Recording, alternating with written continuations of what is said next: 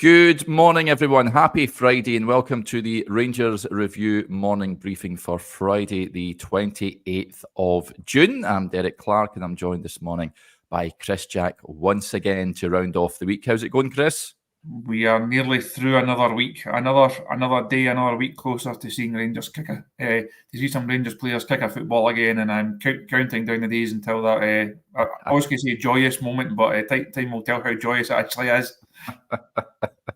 Yeah, absolutely. Of course, the fixture released yesterday, so it now starts to feel like it's going to get ramped up before the proper football returns. Before we talk all things Rangers, folks, just a quick word as ever for our podcast sponsors, MPH Boilers. If you're looking for a new boiler, they've got those brilliant Wiesmann boilers on offer at this moment in time. The all-important link is in the description below. Right, since we're last on air, the signing of Liam Kelly was confirmed yesterday. He has signed a 2-year deal, joins from Motherwell, where his contract had expired. He returns to Rangers after leaving 6 years ago. He had spent 14 years at the club prior to that. I'll read you some of the quotes he had to say to Rangers TV in an interview yesterday. He was asked, what was your reaction when you found out a return to Rangers was a possibility? Probably a bit of disbelief, but you always have faith in your own ability that you can play at the top level. And obviously, this club is the highest level. I back myself, and I'm happy to be here. I'm obviously joining a really talented group of players and a really talented group of goalkeepers as well. So I'm excited to join that and see what can happen over the next couple of years. He was asked, how much do you think you've grown in the 6 years since you left? Massively. I had a lot of different adventures. I was down at QPR after Livingston and then back up to Motherwell for 3.5 years. And I was involved in a lot of Scotland squads as well. I played in some big games and a lot of big stadiums in the country and had a lot of successful results in that time. So I'm really pleased to be back. I've grown a lot as a person and as a player, and hopefully that can be seen over the next couple of years. And what he can bring in terms of competition, says, I just hope to be a really good person first and foremost. Then hopefully my goalkeeping abilities will come after that. Come into work, try and be a good guy, train really well, try and push the goalkeepers that are here. Obviously, I'm aware that Jack had an unbelievable season last year, having played against him. I know he's a top goalkeeper, probably the best goalkeeper in the league last year. So I'm aware of that. But hopefully my competition can challenge him and push him on even further. That will bring benefits to the team anyway. You can read that in full, folks, over on the Rangers Review website. I've bottomed the link in the description below as well. This has been on the cards for some time, Chris. I think he falls into the sensible signing category. He does. In true review fashion, the message that I got to say his medical had been completed and that everything was in place came through about 2 minutes after we finished on the show yesterday morning. So I couldn't quite break that news to the viewers on the show, unfortunately. But obviously we did have it on the website first. Rangers then confirmed it a couple of hours later. I think this deal makes a lot of sense. I don't think Liam Kelly is a Rangers number one when you compare him to number ones that we've had in previous seasons. Look at Jack Butland last season was exceptional. For years before that, Alan McGregor, just a very, very, very high standard. But I think he comes in as number two, as we mentioned on the show in the last few weeks. And I had a piece on the site about this a couple of weeks ago as well. He is important in terms of the UEFA regulations. He is association trained and he is club trained. I think we actually did a member show on that as well, can explain some of the rules about why you have to have so many guys that tick both those boxes. So if you look at losing someone like Ryan Jack out of that squad, Rangers will lose Robbie McCrorie. They had to go and sign a goalkeeper. They had to give them another option. So John McLaughlin moving on, and I think Liam Kelly is a fairly sensible bit of business. He knows the club. He'll know a lot of players within that squad. No doubt about him knowing the league and knowing what to expect and knowing the unique world of Scottish football. So in terms of players settling in, you don't need to have any fears over how Liam Kelly is going to go into that squad and just get down to work. So I say he's not here to replace Jack Butland. If Butland, worst case scenario, was to move on, I would like to see Rangers then go back into the market and bring in.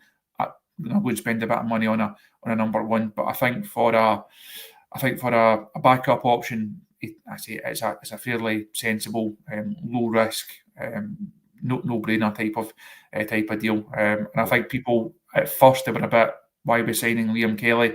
I think as the weeks have gone on and it's become evident this move was going to happen, we've also reported it at various stages. I think people have kind of got their heads around it and they can see the theory behind it. Yeah, and given the fact that Robbie McCrorie is going to be moving on this summer as well, then he just comes in and fills that void. I think Rangers looking for £500,000 for Robbie. Chris, do you think they'll get that? I think he's definitely worth it. I think if you're a club that's looking for a goalkeeper who has a wee bit of experience at lower league level, has a bit of experience if he's staying at Livingston, has played a handful of games for Rangers, didn't let the team down and didn't let himself down in those matches that he played. He's worked with some very, very good goalkeepers over his time. He's had a wee taste of international setup. For me, there's a lot to like about Robbie. Unfortunately, he won't fulfil his potential at Rangers. He has to move on. He has to go and play elsewhere for the sake of his career. I know there's a bit of interest in the Premiership. Whether Premiership clubs can get to that fee, I think it remains to be seen. I'm sure there will be more interest in him down south as well, and he will have to move on. I think he's been told at various stages he will get his chance. His time will come. For one reason or the other, it's not quite happened. So I think it's a shame that he has to move on. But for me, around about the £500,000 mark, I don't think Rangers are being greedy. I think that's a fair fee. Hopefully, there's a decent sell-on in there as well. I do believe that wherever Robbie goes, it will not be his last big move. I think he will go somewhere and then hopefully kick on. And fingers crossed, Rangers can then get a future financial benefit out of that as well. And who knows, like Alan McGregor, he maybe will be back at Ibrox one day in the future. Yep. Scotland stays, of course. Liam Kelly is there. McLaughlin has departed. Rob McCrorie is likely going to depart as well. Who can we see moving up? We've seen Mason Munn, of course, signing a contract extension in the last couple of days. We've also got Kieran Wright's there as well. We talk about young goalkeepers. I think he's 25 now, Kieran Wright. So you'd imagine he'd move up to number 3 goalkeeper, Chris, or can you see either Mason or Kieran moving out on loan, perhaps? I think the Mason Munn one is interesting. It's a long-term contract. He's obviously signed. I think there was a bit of interest in him from down south as well. Saw a bit of him also towards the end of last season. I think the fans would have seen him in the cup final against Aberdeen. That 4-year contract, it's a real show of intent from Rangers. They clearly believe that they've got someone who can go on and be a really good goalkeeper on their hands, and they've done their bit to try and tie him down. Would be surprised if he's then going to be number 3, because if you back him that much and if you think that he can be a Rangers goalkeeper of the future, he's probably as well going out and playing games somewhere. I think people will have their views on the Rangers B team setup and how beneficial that was in terms of the games programme that they worked through last year. I think if you're a young goalkeeper, much like Robbie did, like we've seen Alan McGregor do previously, you have to go out, you have to go and get your hands dirty somewhere. So interesting what the plan is for Mason. I think that will probably leave Kieran Wright as number 3.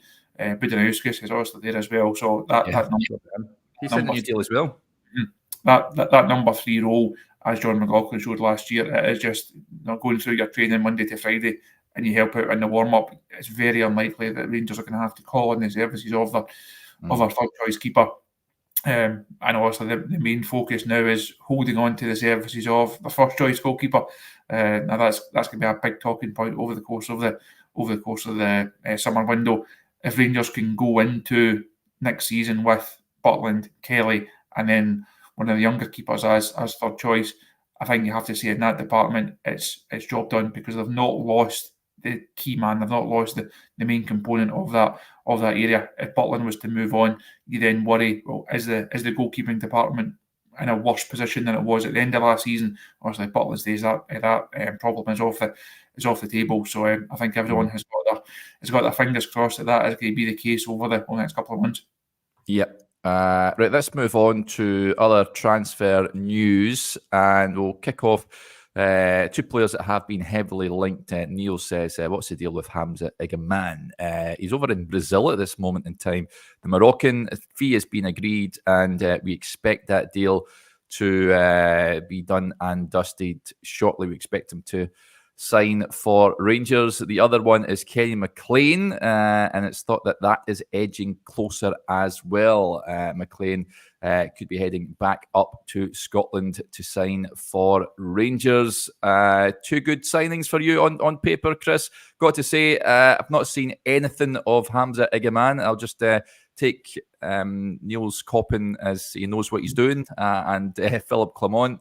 He looks certainly, from the YouTube reels and from his stats, looks like a decent acquisition. Kenny McLean we know all about. I think that will be a good addition to the squad. We've talked about experience. Lots of people want to see more experience being added to that first team squad. He certainly would fit that category. I know people were saying that it's not going to be an improvement on what is already there, but listen, I think he'll do a job for Rangers. Just depending on the fee. Stevie was on earlier on in the week. He says it has to be a good deal for Rangers. Not entirely sure what that fee is going to be, but the two players, Chris, happy with those? I think you speak about some of the signings so far, and there is that factor of how well they settle in. Cortes has also had a bit of time to get used to Ibrox and get used to Glasgow and get used to Rangers. But then look at someone like Hefty coming in and Ciala coming in. It's a bigger change for them. Much like Liam Kelly, you can throw Kenny McLean into that same bracket. He wouldn't need a settling in period. Now, coming back up the road, I think he did an interview a couple of years ago with Athletic when he spoke about his relationship with Rangers and his love for Rangers. So if that was a deal that was to happen, it's going to be a special one for him, and he won't require any settling in period as such. You'd expect him to come in and really hit the ground running. On Igamane, I know very little about him apart from what we've been able to gather over the last couple of weeks since his name since his name first came to the fore. It's hard to tell how he's going to settle. It's hard to tell the level that he's been playing at. How does that then relate to Scottish Premiership standard? How does that then relate to going into Champions League qualifiers? You're taking a bit of a punt on someone like that, but there was a wee Colombian guy that he took a punt on a few years ago, and that worked out okay. Now that's not to say he's going to be the new Morelos. You can't say everyone is going to be the new someone, just like Connor Badham's not going to be the new Ryan Jack. Igamane is not going to be the new Alfredo. But I think you look at someone like that, you look at someone in that profile, it's not a big transfer fee, it's not going to be big wages, it's almost worth Rangers taking the risk. If it doesn't work out, you're not going to lose huge amounts on him.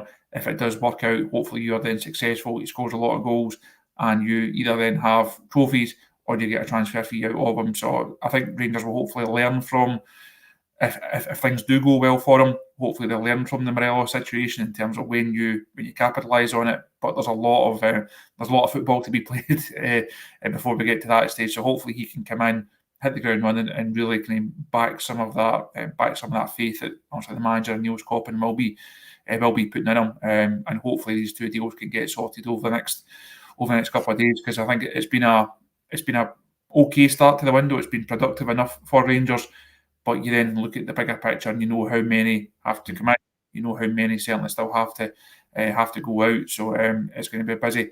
It's going to be a busy few weeks, and I'm sure the manager would like another couple in certainly before they head to Holland next weekend on that training camp. That's when the games then really start. You're then starting to put the team together. You're looking for a bit more cohesion. You're looking for relationships. There's a lot of work to be done for Rangers, and I'm sure the manager would like as many in as possible before the matches really start to kick off.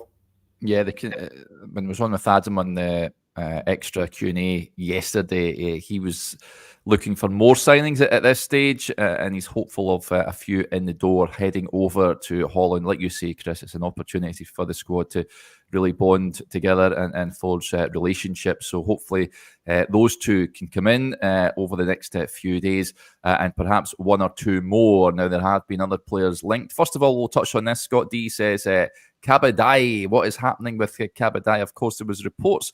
It was thought that he was edging closer to a move to Rangers.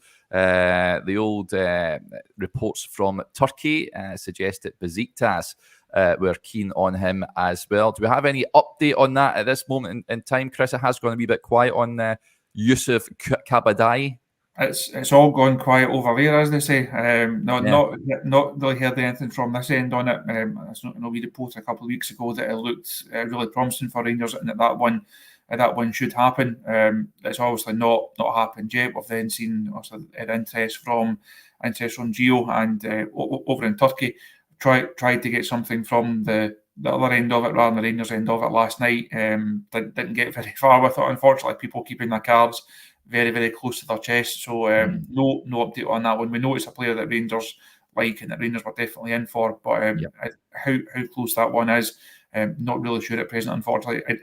Beavering away to try and find out, because I'm curious as to why it's not happened yet. And I think it's an area of the pitch that Rangers do need to strengthen. He's a player that I would like to see come into the squad. But no real certainly no noise from this end of it, and very, very little from the other end of it as well.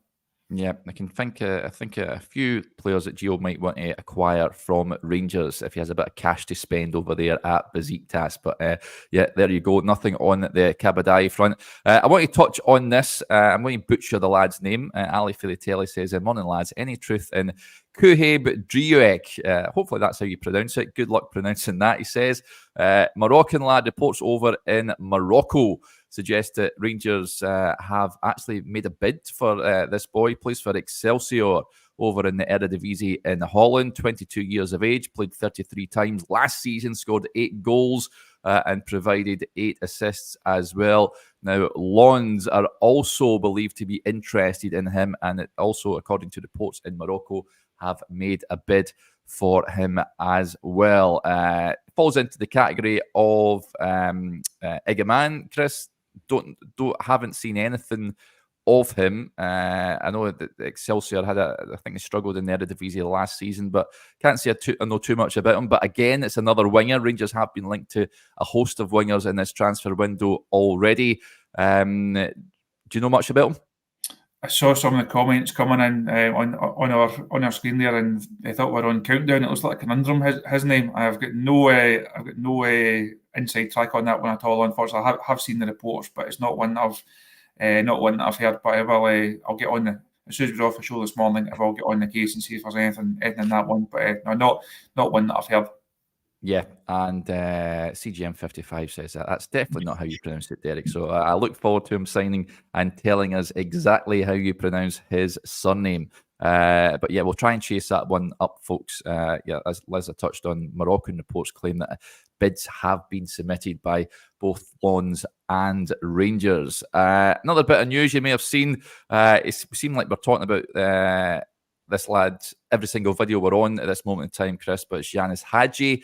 The comment coming in here from Gary. Hagi agent says we won't be able to sell Hagi, so looking to get him out on loan. I would rather keep him than loan him out. We discussed, I think we touched on it yesterday or a few days before, whether we think that Hagi has a Rangers future. I think we're both in agreement we can see him moving on in the summertime. It's whether Rangers can find a buyer for him. I think, as we touched on before, if he has another couple of good games at the Euros, then that will certainly enhance Rangers' chances of getting a decent fee for him. But the comments from his agent, what do you make of it?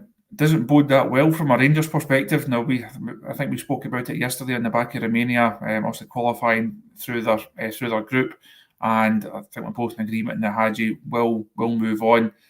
I think it's important that Rangers try and maximise their fees, not just for Hagi, but Lammers, obviously. If Dessers moves on, there will be other players that move on. When Rangers require as much work done to the squad as they do, you have to reinvest and recycle, and you have to do your best with what you've got. There's obviously not a huge budget there, but the board will give the manager as much backing as they can. But anything that you can get in for the likes of Hagi, for the likes of Lammers, will certainly be beneficial. If he was to move out on loan, there's obviously a wage benefit to Rangers there that can then be put into another player. But I'm sure they would like to try and get a fee in as well. So hopefully his agents are working away in the background. I think Yanis mentioned that a couple of weeks ago ahead of the tournament, and he told his agents, "Look, I'm going to focus on the Euros. I want to do my best for Romania that I can, but it's now up to you. You have to go and find me a move. You're going to have to go and get the best move for you. So I think Rangers would ideally try and sell him rather than another loan deal, unless it's a loan like we've seen with Rangers with a guaranteed fee at the end of it.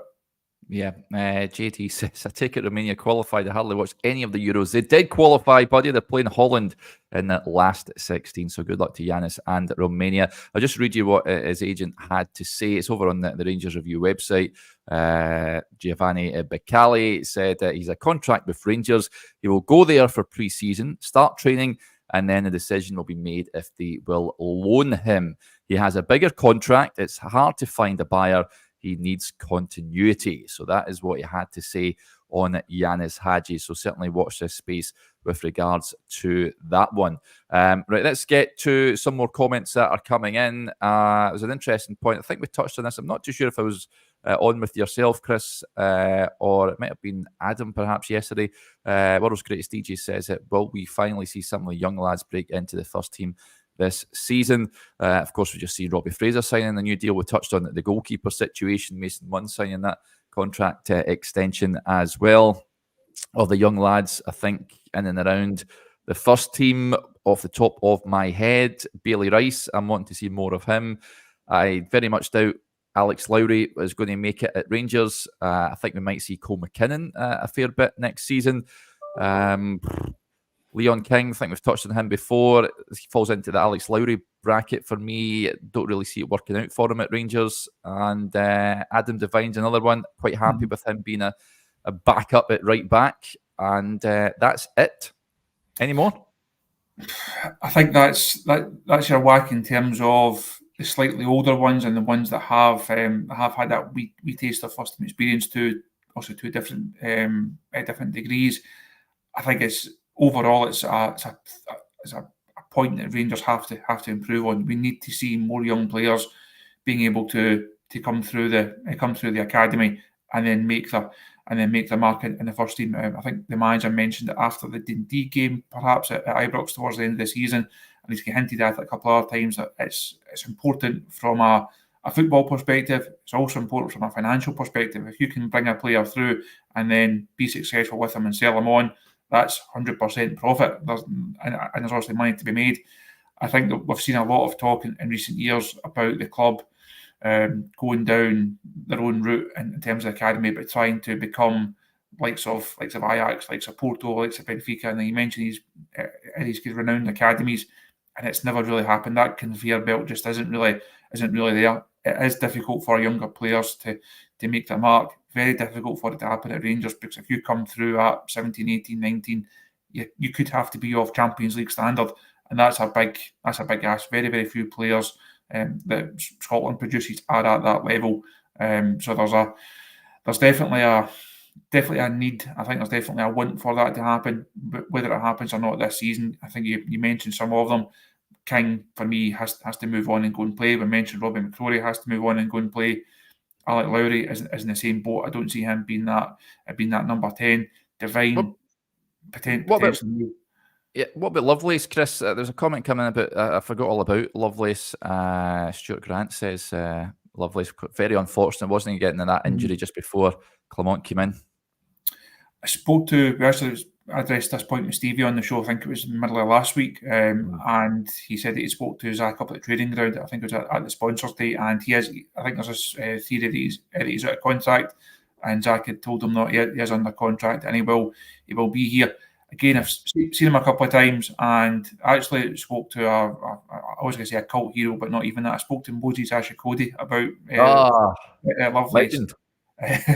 Legends and a lot of heavy lifting there, to be fair, because he was obviously when Lovelace made his Millwall debut, the player who was the previous youngest, ironically, was Moses Ashikodi. Wow.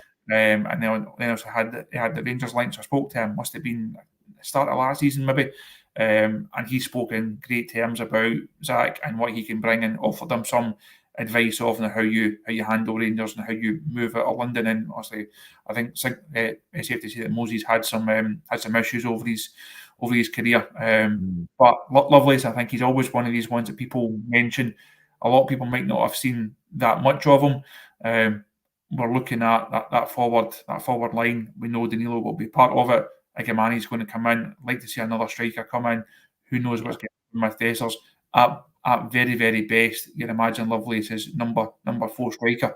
If you look at the work that the manager may well do in that area, if he gets his chance in League Cup ties, or he can impress in training and get himself 15-20 minutes off the bench, it's then obviously imperative that he takes those chances. Outside of that, one of the other names that you mentioned is Bailey Rice. I think he's the obvious one that people are looking at. Michael Beale spoke really highly about him at the start of last season, and then didn't really kick on, didn't really get a lot of opportunities under Clement. He is someone that I know Clement and Neil Scotland like. They believe that he has a technical ability to go in and to impress. I think they would like to see him challenged.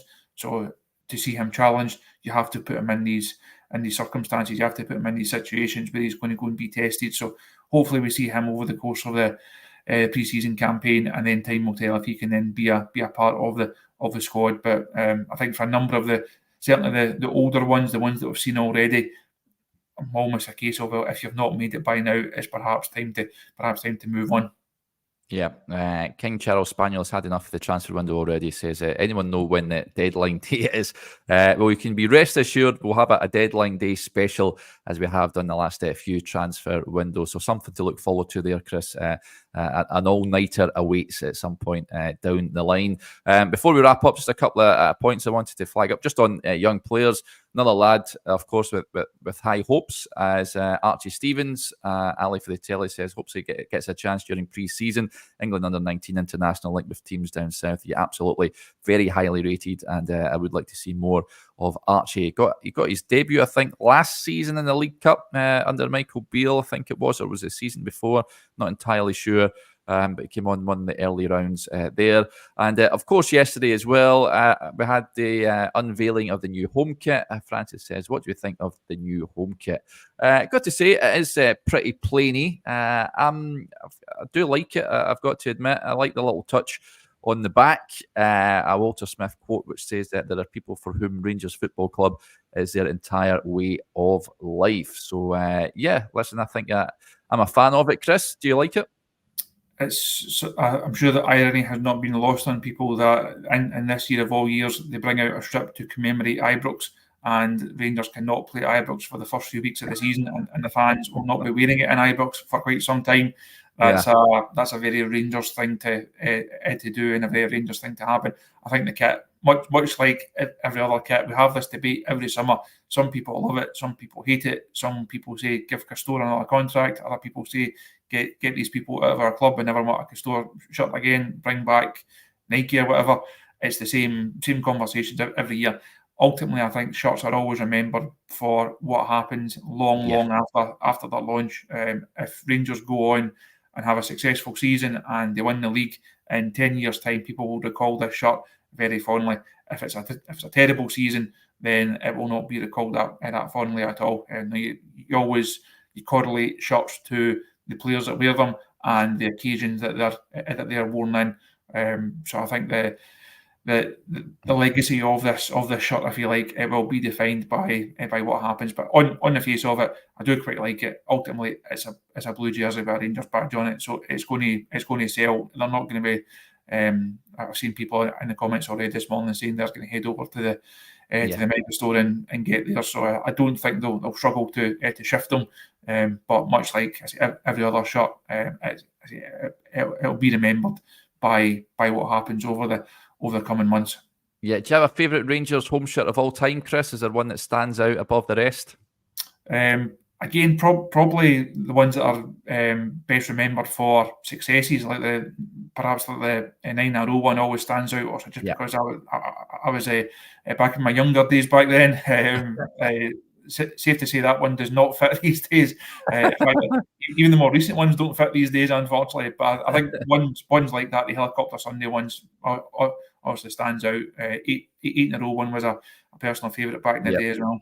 Yeah. My personal favourite, 92, 93, you can never. Don't think you can ever top that. The Adidas. That one was huge in me back in the day. They're absolutely huge. I think they made baby ones back then.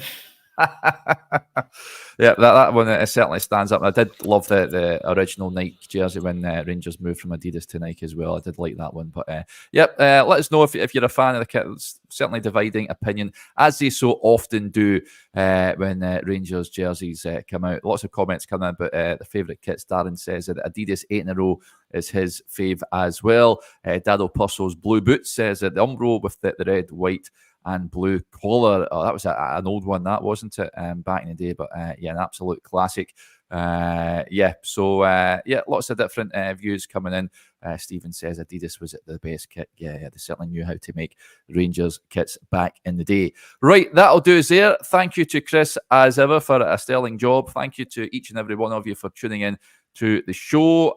Over those of you that are Rangers Review Extra members, I was on with Adam yesterday for our Q&A show. Unfortunately, I was hoping to record a video on Hamza Igamane with a Moroccan football expert last night, but they got caught in problems over there in Morocco, so we're going to reschedule that, but we will sort it out as soon as possible. We will hear from Connor Barron a little later on as well, so myself and Chris will be on afterwards just to discuss what he had to say. It will be interesting to hear what he's got to say after arriving from Aberdeen to join Rangers. And keep your eyes peeled on the YouTube channel, folks, for that press conference as well.